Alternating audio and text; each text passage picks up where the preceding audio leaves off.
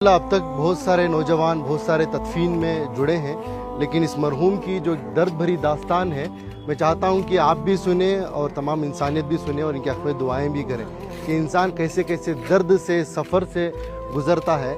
जब ये अच्छा कमाते थे, केरला में रहते थे, सऊदी को गए थे, सऊदी को जाकर 90s की बात कर रहा हूँ, उस वक्त पर इनकी सैलरी 30,000 रुपये थी। 30,000 रुपये कमा कर अपने बीवी बच्चों को इंडिया देकर भेजते थे, बच्चों को काबिल भी बनाया। हम तो बार बार सुनते हैं कि माँ बच्चे को पेट में 9 महीने पालती है, लेकिन बाप जहन में ज़िंदगी भर पालता है, अपने औलाद के लिए खुद भी कुर्बानी दे देता है। लेकिन जब बाप के पास पैसा आया, यानी इस मरहूम के पास, शमशुद्दीन साहब के पास, तो इन्होंने बीवी बच्चों को सऊदी को बुला लिया। सऊदी को जब बुला लिया तो इनको भी, यानी इनके वाइफ को भी जॉब पे लगाया गया। वो जॉब करना चाहती थी शायद, तो जॉब को उनको लगाया गया, तो उनकी सैलरी हो गई 60,000, इनकी सैलरी थी 30,000। फिर कुछ ही दिन गुजरे, उनके पास कुछ पैसा आया, उनकी बीवी के पास, इनको अपनी ज़िंदगी से दूर कर दिया। ये एक दिन था, ये अपनी बेटी से मिलने के लिए, अपनी औलाद से मिलने के लिए सऊदी में ही, जो इनकी बीवी अलग फ्लैट लेकर रहती थी, वहाँ पर जाते हैं। बाप अपनी बेटी की मोहब्बत में एंट्री लेता है, जाता है, बेटी दरवाज़ा खोलती है, बेटी बाप को देखती है, जैसे ही बाप को देखती है एकदम से दरवाजे को मूछ देती है।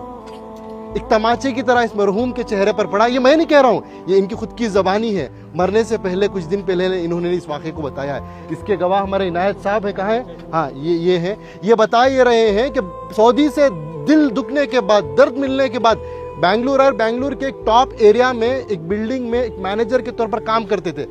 ये खुद उसके गवाह हैं कि एक मिलिट्री की तरह सिस्टम था इनका, उसूल आदाब के पक्के थे, बिना आयरन के कपड़ा नहीं पहनते थे। ऐसी अपनी जिंदगी, छोटा सा कमरा था, सीढ़ियों के नीचे से बेड डालकर, एक पंखा लगाकर, उसे भी पाक साफ रखकर जीते थे।